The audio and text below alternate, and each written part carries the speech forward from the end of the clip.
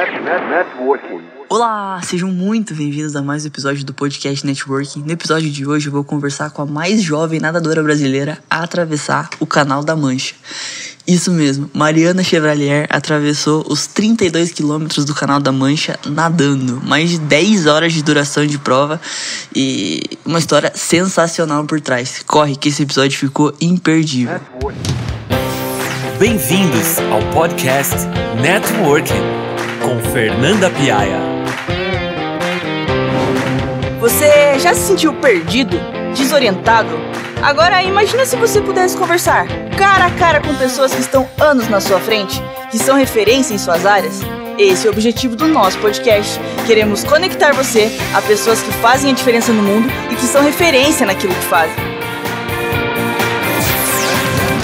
Olá, sejam muito bem-vindos a mais um episódio do podcast Networking. No episódio de hoje eu vou conversar com a menina mais jovem a atravessar o Canal da Mancha. Mariana, é um prazer muito grande ter você aqui. Que isso, Fernanda. Eu que agradeço aí pelo espaço. Então, Mariana, para quem não te conhece, não conhece essa história, não conhece a tua relação aí com a natação, eu queria te desafiar já a você contar a sua história pra gente em 49 segundos. Será que você topa o desafio? Acho que eu consigo. Vamos lá. Beleza, vamos lá. Bom, eu tenho 17, vou fazer quase 18. Eu nado desde os meus 8 anos. Eu sempre fiz as provas mais fundas que eu podia fazer de acordo com a idade. Eu atualmente estou na equipe de maratona aquática e fundo do Clube Curitibano. E eu estou estudando para passar no vestibular para ser oficial do Exército. Que legal. E como que começou essa tua história, assim, com a natação? Por que você começou a nadar? Como é que você teve esse primeiro contato? Eu comecei a nadar mesmo, assim, em escolinha. Eu comecei a nadar bem cedo, que a gente sempre teve esse incentivo lá em casa. Então foi como algo meio natural. Mas para a equipe eu fui quando... Na idade mesmo que a maioria do pessoal começa, quando é bem novo. E eu fui porque eu queria começar a competir quando fazia as provas, que eu não aguentava mais aqueles festivais de natação que todo mundo ganhava a mesma medalha, pegando em primeiro ou em último. Aí, quando eu teve a oportunidade, eu fui lá e ao longo dos anos eu fui, que nem todo mundo, eu fui me direcionando para minha especialidade, que acabou sendo as provas mais longas. Qual que é a prova mais longa que você já fez? Sei que você atravessou o Canal da Mancha aí, que já é um desafio absurdo, né? Uhum. Até acho que a prova mais longa foi a do canal, né? Que a gente fala que oficialmente, em linha reta, a prova a parte mais curta do canal tem 33 quilômetros, né? Mas como tem muita correnteza, influência de maré, todo mundo nada mais, ninguém consegue fazer essa linha reta. Então, a gente calcula que eu fiz mais ou menos uns 45, 46 quilômetros. Quantas horas de prova dá isso? Eu fiz em 11 horas e 55 minutos. Deus do céu, eu não consigo imaginar 11 horas nadando. Eu também não.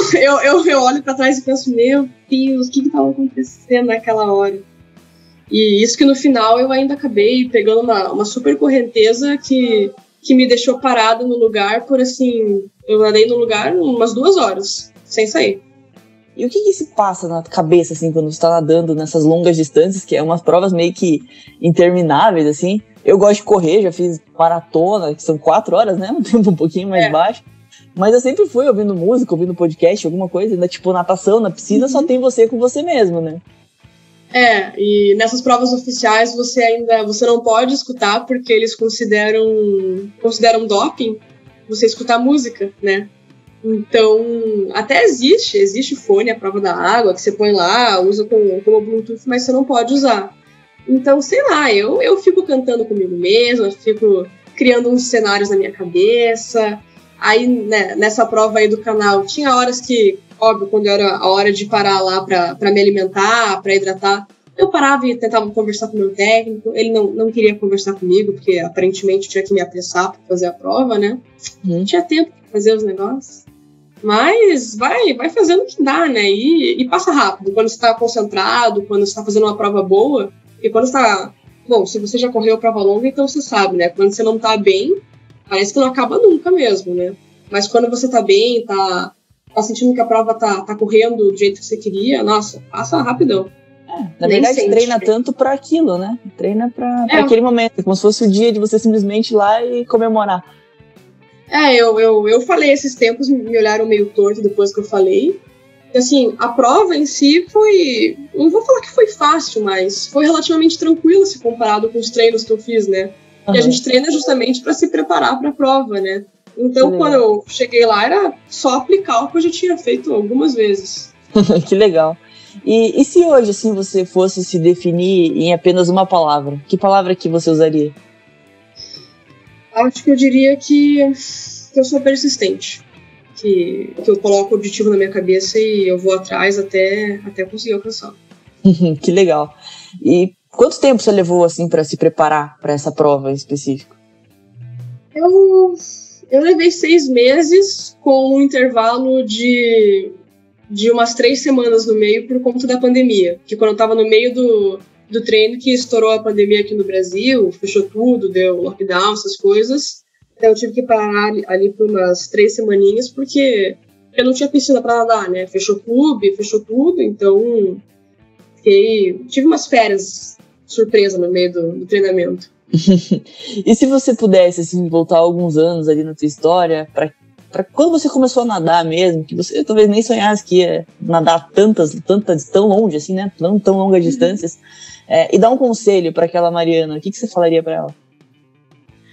Acho que eu ia falar que ia chegar a minha hora de me dar bem na natação, sabe? Porque justamente por eu nadar essas provas mais longas, quando a gente é mais novo, não tem isso, né?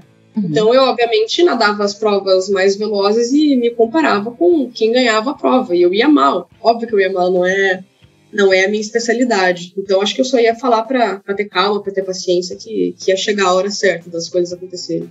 Que legal. E tem alguma frase, alguma citação, algo que você tenha lido, que tenha te falado, algo nesse sentido que tenha te marcado de alguma forma, assim, um pouco mais profunda? Eu converso muito com o meu técnico, o Júlio, né? E ele é um cara bem... O Júlio é muito esperto e ele é bem espiritual, bem religioso, né? E ele sempre tem umas... Normalmente a gente briga o dia inteiro, né? Mas quando a gente decide se acalmar e um escutar o outro, ele uma vez virou pra mim e falou que eu tava meio mal durante justamente o treinamento pro canal, né? Que eu tava nervosa, não sabia se as coisas iam dar certas, que a gente... Chegou uma época que eu não sabia nem se eu conseguia viajar pra fazer a prova, né?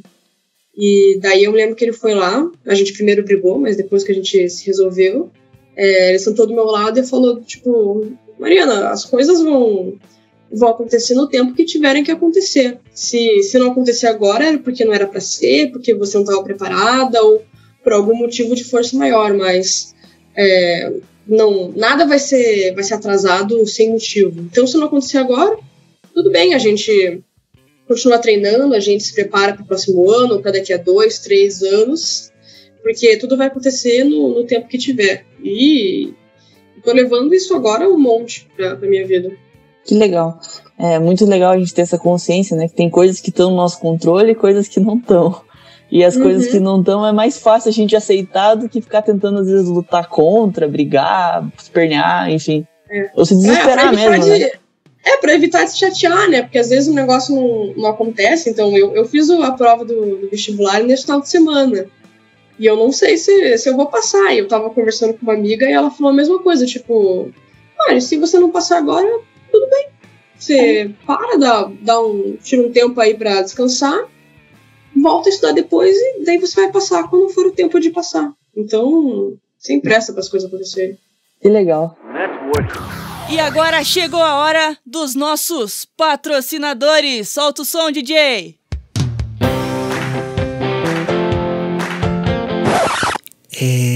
Fernanda, a gente não tem patrocinadores.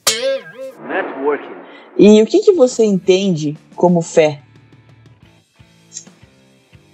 Acho que é muito no sentido literal da palavra mesmo, de acreditar, sabe? Porque a gente não consegue prever o que vai acontecer, né? A gente não consegue adivinhar se as coisas vão dar certo, se vão dar errado, se vai ser do jeito que a gente quer. Então eu acho que tem que só acreditar que elas vão ocorrer da forma que tem que ocorrer e que vai estar fora do nosso controle às vezes e que a gente vai ter que simplesmente aceitar que vai ser pro melhor. Que legal.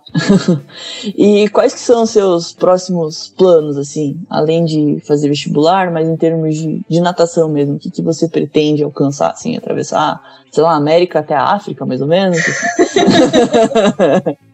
Acho que isso é um pouquinho fora da minha alçada, mas não, tem algumas provas, tem uma que é bem tradicional, que é a Tríplice Coroa, que é o canal. Minto. São 3 provas de ultramaratona que são meio tradicionais aí, que eu tinha vontade de completar. Tem uma prova que tá tendo aqui no Brasil mesmo, que é lá em Ilha Grande, perto de Angra, que ela é uma prova de 86 quilômetros, se eu não me engano. E tô com vontade aí de tirar uns meses para treinar, pra quem sabe fazer e curtir aí o processo de um outro desafio na natação. Que é quantas horas você treina por dia, assim, para essas provas? Depende muito, mas, sei lá, no pico do meu treinamento pro canal, eu tava, acho que cheguei a fazer umas 4 horas de treino por dia. Bastante, né? Volume bem intenso. Tem que fazer, né? Tem que fazer volume, que senão chega na hora e não aguenta. Tem que estar com o corpo bem condicionado pra ficar lá, né? 8, 10, 11, 12, 15 horas nadando se precisar. É porque precisar. Passar alguns dias nadando sem problemas. Bem de boa. Sossegado, só nadando. E bom, e se você fosse, assim, dar um conselho pra alguém que tá totalmente perdido, alguém que não tem uma paixão, assim, que nem você tem pela natação, o que você falaria pra essa pessoa? Acho que falaria pra ter paciência. Que as coisas, como eu falei, as coisas acontecem no tempo que tem que acontecer, né? Então, você tá meio perdido, você acha que tá meio sem rumo, essas coisas, uma hora alguma paixão por alguma coisa vai encaixar, uma hora você vai curtir fazer outra coisa, você vai encontrar teu caminho, vai conhecer gente nova, vai ter novas experiências. Então, acho que é seguir vivendo a vida e esperando pro próximo dia, né? Que alguma coisa de boa sempre vai acontecer. Que legal. E se você fosse se entrevistar e fazer uma pergunta pra você mesmo, o que você perguntaria? Talvez alguma resposta que você não tenha, não sei. Esses tempos, não, agora eu peguei uma, é bem cabeça isso daí. Esses tempos eu tava treinando e conversando com o meu técnico e ele foi lá e sugeriu um outro desafio pra gente fazer, começar a treinar, né? E eu fiquei meio com o pé meio atrás, porque não tava não tava com cabeça justamente pra passar por todo o processo de treinamento de novo. Aí virou um piá que tava lá do meu lado na hora e virou pra mim e perguntou se eu tinha me arrependido de fazer o canal. Nossa. E daí quando ele me perguntou, eu fiquei tipo... Não sei. Porque assim, óbvio, foi uma super experiência, né? Valeu aí... Curti muito a prova e tudo mais, mas o período de treinamento foi muito cansativo. Foi mais cansativo, assim, nem tanto pelos treinos em si, porque o atleta tá acostumado já a essas coisas, né? Tá acostumado a sentir dor, tá acostumado a ficar muito tempo na água, tá acostumado a... O físico é fácil nessa hora, né? Só que foi um período muito difícil, porque tinha acabado de começar a pandemia, então tava tudo super, super restrito, super fechado. Eu passava, assim, horas em água gelada, porque eu tinha que me adaptar à água lá do canal, que é super gelada, né? E isso é um negócio que eu nunca fiz na minha vida, a gente sempre andou em piscina, então, ou mar, mas, assim, no mínimo 25 graus, né? E quando eu me vi, de repente, eu tava treinando sozinha, fazendo treinos super longos, numa água gelada, sei lá, de 18 graus, que é super fria pra qualquer pessoa. Estava no meio de uma pandemia, não sabia o que eu ia fazer de vestibular, não tinha decidido o que ia fazer na minha vida. E ao mesmo tempo eu treinava e não sabia se eu estava treinando para alguma coisa, porque até 2 semanas antes da gente viajar, a gente não sabia se eu conseguia entrar na Inglaterra para fazer a prova. Então, assim, acho que me arrepender de fazer o canal, não, porque tirei muita coisa boa disso, né? Mas eu tenho quase certeza que eu não faria de novo. Se alguém virar e me perguntar se eu quero fazer uma prova nesse estilo, com água gelada, a distância, essa distância. Acho que eu já me estourei bastante quando eu tava treinando pro canal. É importante você falar dessas coisas, porque a gente muitas vezes olha só pro resultado final e esquece que tem todo um processo, né? E às vezes as pessoas querem o resultado final, querem ser mais alguém que atravessou o canal da Mancha, mas esquece que tem que passar por um processo que às vezes não é tão fácil assim, fisicamente, psicologicamente, que nem você falou. E esse é o primeiro gatilho para as pessoas desistirem muito rápido das coisas, né? Porque então, quando chega no processo, vê que não é fácil, assim. E assim, eu cheguei... foi a uma palavra de desistir de tudo uma hora, sabe? Foi assim, um dia que justamente tudo isso se juntou, tava exausta, não tava mais aguentando, e eu lembro que eu virei pro Júlio, meu técnico, e falei, não quero mais, porque eu nunca encarei natação como... Nunca quis fazer isso como carreira, nunca quis ser profissional, né?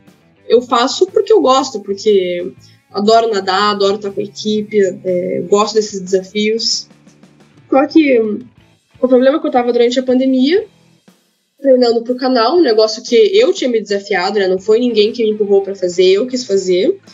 E eu estava treinando e, de repente, eu não me divertia mais fazendo aquilo.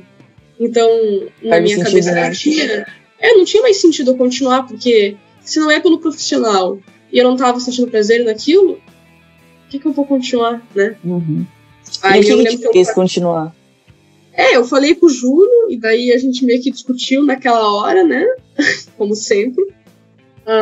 Mas daí ele foi lá, aí ele... Lembro que assim, eu acho que eu cheguei a cair na água naquele dia, eu nadei uns 500 metros, aí eu saí chorando da piscina porque eu não aguentava mais. Falei com ele, aí depois que a gente se acalmou, ele virou pra mim e falou assim, vamos fazer o seguinte, você tira 2 dias de folga, não precisa nadar, não precisa ir pra academia, nada, tira 2 dias, conversa com teus pais e se você aparecer, aquele que me dava carona, né, pra gente ir numas piscinas lá no fim do mundo, se você aparecer na minha casa daqui a 3 dias, é porque você ainda vai querer fazer, senão a gente cancela agora e tá tudo bem. E eu fui lá e falei com a minha mãe e chorei mais um monte, óbvio. E ela falou a mesma coisa, do tipo, se você quiser desistir, tudo bem.